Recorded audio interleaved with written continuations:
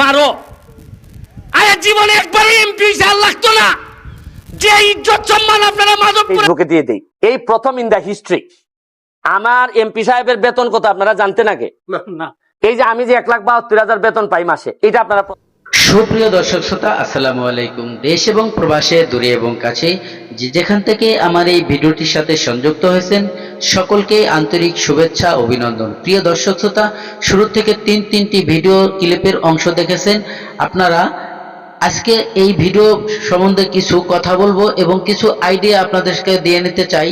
তারপরে আপনাদেরকে এই ভিডিও অবশ্যই দেখাবো এবং লাস্টে এমন কিছু ভিডিও থাকবে ব্যারিস্টার সুমন ভাই, আপনারা দেখলে অবাক হয়ে যাবেন। প্রিয় দর্শক, শুরু থেকে যে ভিডিও ক্লিপের অংশটা দেখেছেন, একজন রিক্সা চালককে কিভাবে একজন উকিল এভাবে মারধর করতেছে।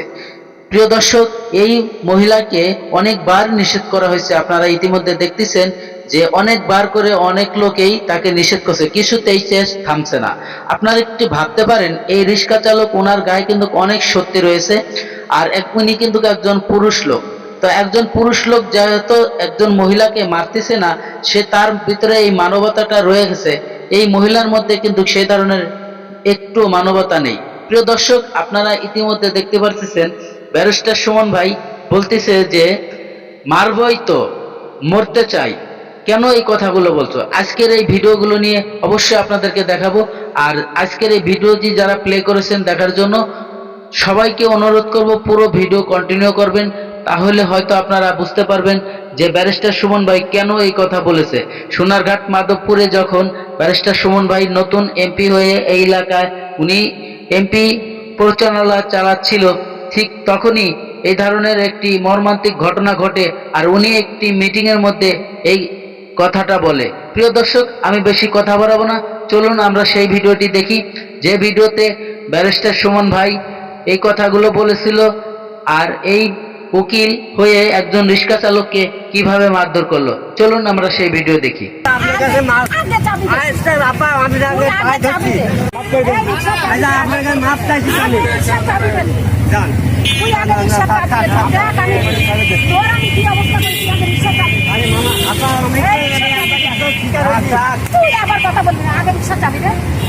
রিক্সা চাবি দে, তুই আজকে ভুল মানে কি ভুল? মানুষের উপর দিয়ে নিয়ে যাচ্ছিস, আবার ভুল বলছিস। তুই আগে চাবি দে, সবাই নিয়ে যাবো, চাবি দে।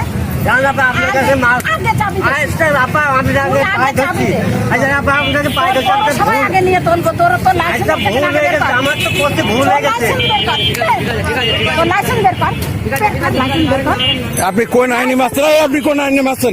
ওটা ছাড়েন, একদম ভিডিও হচ্ছে কিন্তু ওনার কোন আইনি মাস্টার? আপনি কোন আইন দেখেছেন? আপনি উকিল মানুষে, আপনি উকিল মানুষ, ওনার মাস্টার কেন? আইনি সফার্য করেন। আপনি তো কত বড় খারাপ কাজ করেছেন আপনি জানেন? এইটা এখন ফেসবুকে পোস্ট করবো ভাই, সব আমি ফেসবুকে দিয়ে দেই। এই প্রথম ইন দা হিস্ট্রি আমার এমপি সাহেবের বেতন কত আপনারা জানতেন আগে? না। এই যে আমি যে 1,72,000 বেতন পাই মাসে, এটা আপনারা প্রথম জানছেন।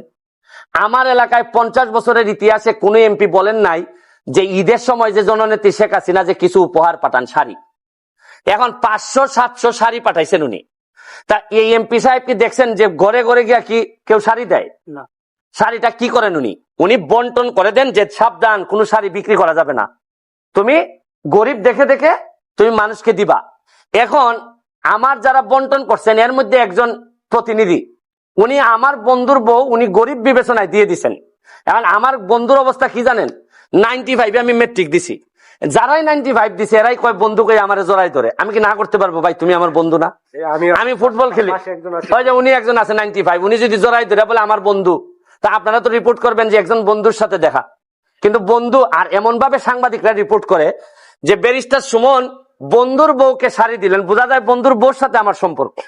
মানে রিপোর্টের ভিতরটা উপরটা এরকম না, রিপোর্টের উপর ফেসবুক, রিপোর্টের উপরে প্রথমে রিপোর্টটা হয়েছে প্রথম আলোতে, আর প্রথম আলোর মতো পত্রিকা করার পরেই সবাই একটু মজা পাইছে, কারণ প্রথম আলোর তো একটা আস্থার জায়গা আছে। কিন্তু প্রথম আলো যে নিচে নামতে নামতে শাড়ি পর্যন্ত খোলা শুরু করছে, এটা তো আর আমরা জানতাম না। তো আমি এটা তো বলছি যে ভাই, আপনি একজন এমপি বা সরকারি কর্মকর্তার বিরুদ্ধে অভিযোগ আনবেন যে আপনি কি সরকারি মাল বিক্রি করে দিচ্ছেন কিনা। এখন আমারে বলা হয়েছে গরিবদেরকে দেওয়ার জন্য। এখন আমি যদি বিবেচনা করি যে আপনি মনে হয় গরিব ভাই, তা আমার বন্ধু উনি যিনি দাবি করলেন উনি করলেন কি, বললেন যে না আমি গরিব না, আমি আরেকজন গরিবকে শাড়ি দিয়ে দিছি। এই হচ্ছে গিয়ে ফ্যাক্ট। যে ব্যারিস্টার সুমন ভাই কথাগুলো সঠিক বলছে না ভুল বলছে, যদি ভুল হয় তারপরেও আপনারা কমেন্টে জানাবেন, যদি সঠিক হয় এবং প্রথম আলো যদি ভুল করে সেটাও আপনারা কমেন্টে জানাবেন। সবাই ভালো থাকবেন, সুস্থ থাকবেন, আল্লাহ হাফেজ।